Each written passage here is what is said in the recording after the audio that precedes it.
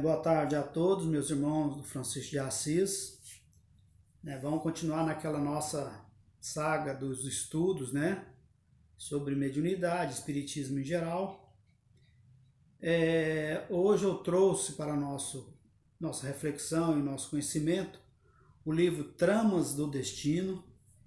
Ele foi psicografado pelo Divaldo Pereira Franco, que é um médium, conhecido de todos nós. E o espírito que escreveu através do Divaldo é o Manuel Filomeno de Miranda. O livro é esse aí, ó. Certo? É um livro muito bom para quem se interessa em estudar. Ele fala muita coisa sobre mediunidade, obsessão, tudo relacionado ao espiritismo, à mediunidade em si. Para não fugir do nosso tema, eu acho assim que o capítulo desse livro de hoje, ele é um pouco extenso.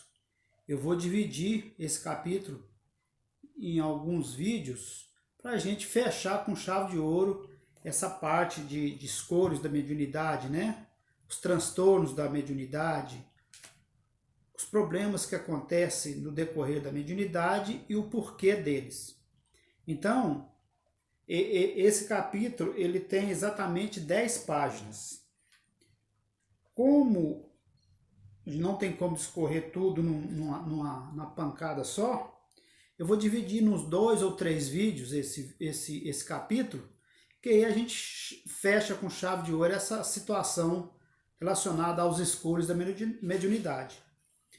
Nunca é demais a gente salientar que no decorrer dos nossos estudos, no decorrer dos nossos vídeos, no decorrer dos nossos estudos na casa espírita, nós já percebemos que os transtornos de mediunidade, tudo que acontece relacionado à mediunidade, as dificuldades que a maioria de nós médiuns temos, é relacionado ao nosso comportamento, a alguma mudança que nós precisamos fazer em nós, para que a gente consiga aquele equilíbrio necessário para que a gente consiga desenvolver ou colocar em prática, essa aptidão que muitos de nós temos.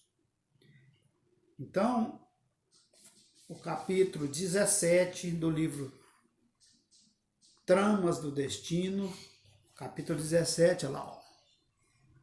Escolhos a mediunidade. Então eu vou lendo assim tópico por tópico e vou tentar fazer um comentário rápido, breve, sucinto, para a gente poder alcançar o objetivo de fazer o capítulo todo nos 2 ou no máximo 3 vídeos, tá bom? Então, olha lá. A reencarnação em si mesma constitui misericórdia do Senhor, que não deseja a morte do pecador, mas a sua redenção.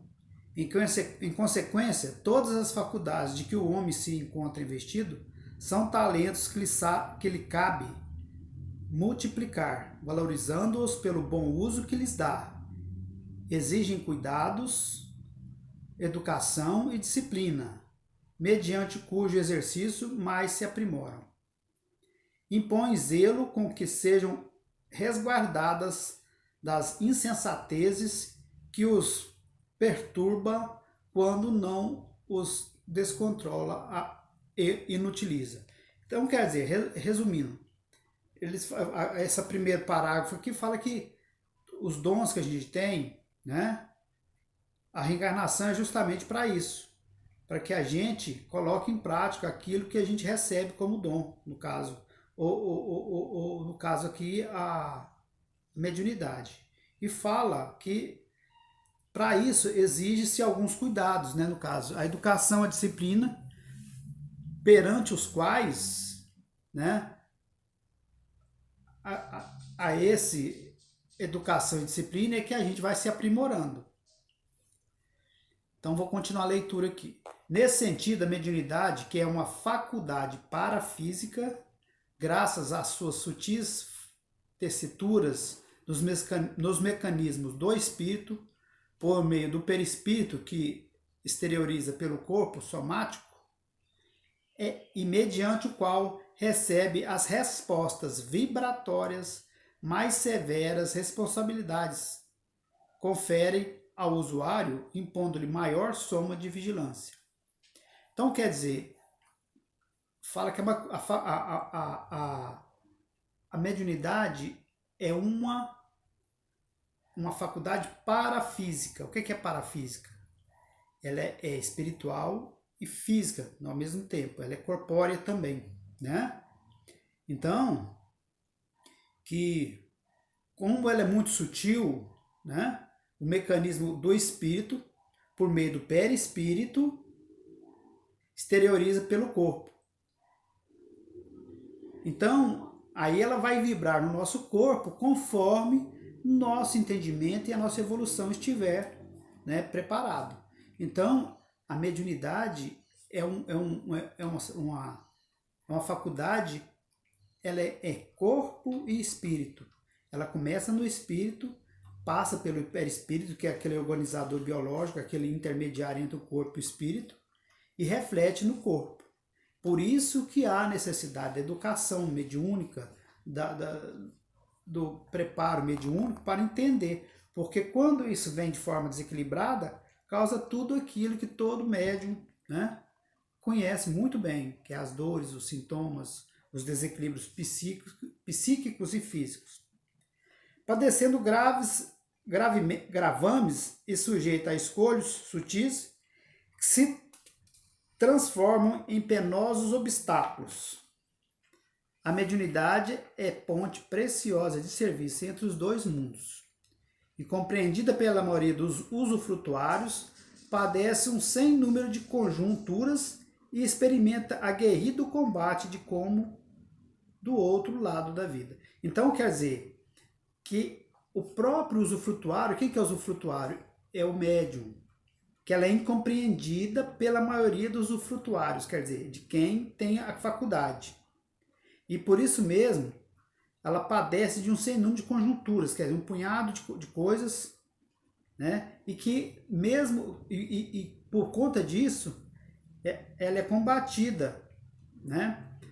Por nós, médiuns e até mesmo os espíritas, e para outras entidades, outras energias do outro lado da vida. Vamos continuar.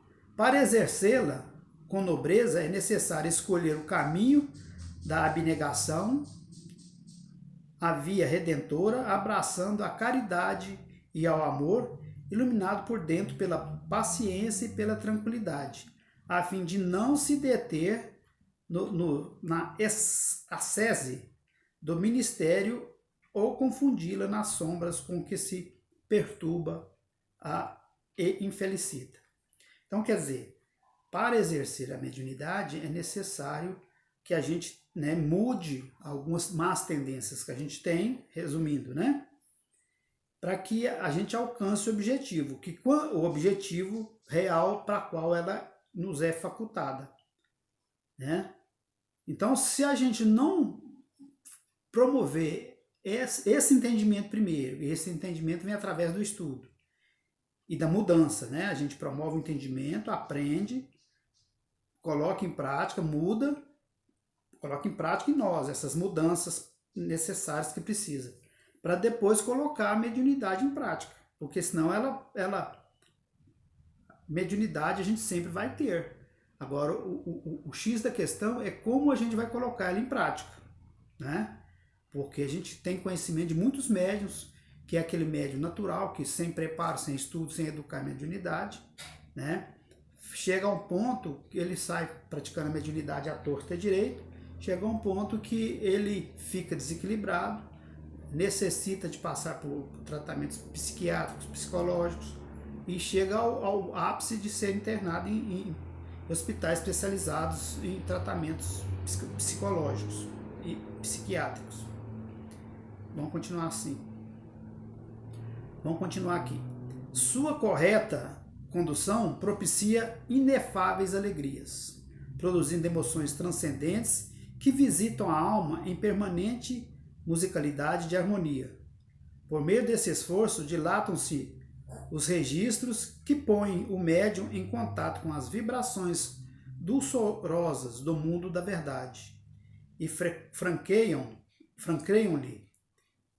os portais do infinito por onde se adentra estuante, restaurando as energias combalidas e alertando-o com preciosas forças a fim de não estacionar nem recuar. Então, quando assim, a gente tem que entender o seguinte: mediunidade, ela tem assim, geralmente a maioria de nós recebemos ela de uma forma assim, ela aparece na nossa vida de uma forma desequilibrada, né? Então, primeira coisa, ela tem os passos, o passo a passo. Se ela chegou desequilibrada, o que a gente precisa primeiro? É conhecer. Porque como a gente vai lidar com uma coisa que a gente não conhece? A gente tem que conhecer como é que acontece, e esse conhecimento tem que ser através do estudo, da autoanálise, da autoobservação, né? Passado esse período, aí sim é que vai ser colocado em prática. Então fala assim, ó, que se ela tiver uma boa condução, ela vai propiciar inefáveis alegria, produzindo emoções transcendentes. Mas ao contrário também é verdadeiro.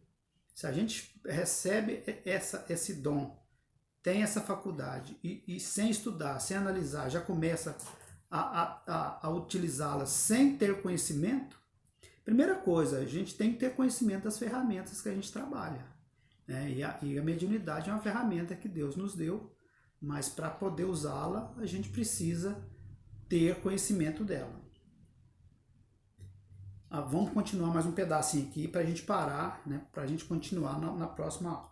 Relegado ao abandono, favorece a parasitose psíquica de imprevisíveis resultados, que dão margem a processos obsessivos de grande porte, gerando perturbação e desdita em volta dos passos.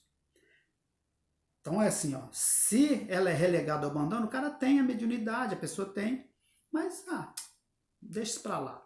Não dá atenção, não estuda e não procura entender aquilo que está acontecendo, já pode entrar no processo obsessivo de grande porte, que gera perturbação e desdita em volta dos passos. Desdita é o quê? É de sabor, coisas que vai nos trazer aborrecimento. Vamos continuar mais um pedaço aqui. Utilizada com leviandade, converte-se em instrumento dúplice, de que se utiliza os espíritos bons e maus, conforme a direção que lhe aplique o médium e segundo as suas inclinações, desejos e paixões acalentados anteriormente. Então, quer dizer, se você usa ela com leviandade, né, o que acontece? Você vai ter acesso aos bons e os maus espíritos. Mas o direcionamento que a gente der nela é que vai causar, né, as suas inclinações e os desejos, né, e paixões acalentadas anteriormente. Quer dizer, isso vai causar um desequilíbrio que vai culminar naquela outra anterior ali, ó, processo obsessivo. Entre os escolhos, aí Kardec, para finalizar, Kardec fala assim, ó, só para nós encerrar esse pedacinho aqui, ó. Asseverou Allan Kardec: entre os escolhos que apresenta a prática do espiritismo, cumpre se coloque na primeira linha a obsessão, isto é, domínio que alguns espíritos logram adquirir sobre certas pessoas. Nunca é praticada senão pelos espíritos inferiores, que procuram dominar, né? Então, o que acontece? Vamos entender isso aqui.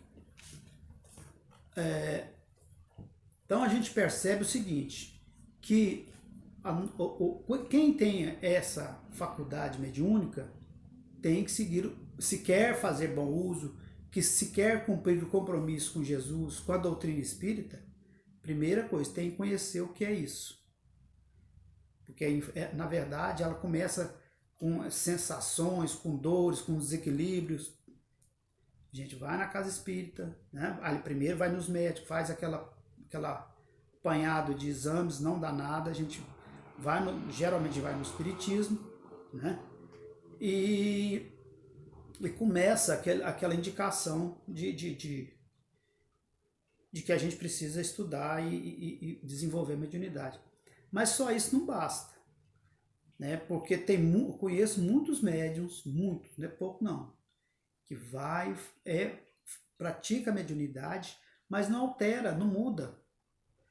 Não muda nada daquilo que precisa mudar para ter aquela mediunidade, né, apregoada pelo Evangelho, orientada pelo Espiritismo, né, esperada por Jesus, que é aquela mediunidade que você vai utilizá-la para trabalhar em prol do próximo, auxiliar, ajudar os necessitados, né, encarnados e desencarnados. Muitos de nós, muitos médiuns que a gente conhece, a mediunidade dele está desenvolvida sim. Por quê? Ele recebe espírito, ele fala, ele tem intuição, ele vê, ele ouve, tal, tudo. Mas ele não mudou aquilo, a essência. E a gente vê médium muita extensão de tempo no caso espírita, totalmente desequilibrado por conta disso. Eu volto a dizer que nós já falamos num dos vídeos anteriores, né? Desenvolver mediunidade, educar mediunidade, não é só ir ao centro. Precisa haver aquela transformação, né, necessária para a gente trabalhar, né, em prol do próximo, que é isso que nos solicita o Evangelho, que é isso que nos pede o Espiritismo e que é isso que espera nosso Senhor Jesus Cristo, nosso mandatário maior, não é isso? Então, o médium que quer colocar, a gente tem o livre-arbítrio, o médium que quer colocar em prática, né, dentro da doutrina espírita, dentro dos conceitos espíritas e dentro do que espera Jesus, primeira coisa, ele tem que estudar para conhecer a faculdade que ele tem. Estudando, ele tem o livre-arbítrio também de escolher se ele vai utilizar a mediunidade dele para o bem ou para o mal, né? Se ele escolheu para o bem, ele vai praticar o amor, a caridade, fazer tudo conforme prescreve a doutrina dos espíritos. E aí sim ele vai ter uma mediunidade equilibrada, vai estar trabalhando dentro do que preceitua a doutrina dos espíritos, vai ter uma mediunidade, e vai saber controlar e lidar com essas coisas que acontecem, essas energias que aproximam, que às vezes desequilibram, ele vai saber definir o que é dele e o que não é. Em contrapartida, se ele optar pela a outra opção, né, de estudar, mas colocar, ou deixar a coisa correr, ou fazer com que essa faculdade dele é utilizada para um fim não cristão, aí ele vai arcar com as consequências do desequilíbrio, né? Primeiro dele, depois com a aproximação de espíritos inferiores conectados com a mesma energia que ele está emanando, e aí sim vai desencadear naqueles processos obsessivos de difícil controle. Então eu parei aqui na página 188. Na próxima eu vou continuar, né, a partir daqui, e depois a gente vai ver aonde vai parar para a gente dar continuidade. Que aí a gente mata esse tema de escolhas da obsessão.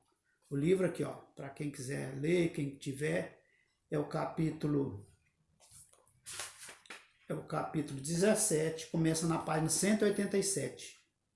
Tramas do Destino, do Divaldo e do Emanuel Filomeno de Miranda. Agradeço a vocês pela atenção. Espero que vocês coloquem as sugestões de temas para a gente estudar e colocar em prática junto aqui, tá bom? Jesus nos proteja, nos ampare. Até a próxima gravação com continuidade do nosso livrinho aqui de hoje, tá bom? Deus nos proteja.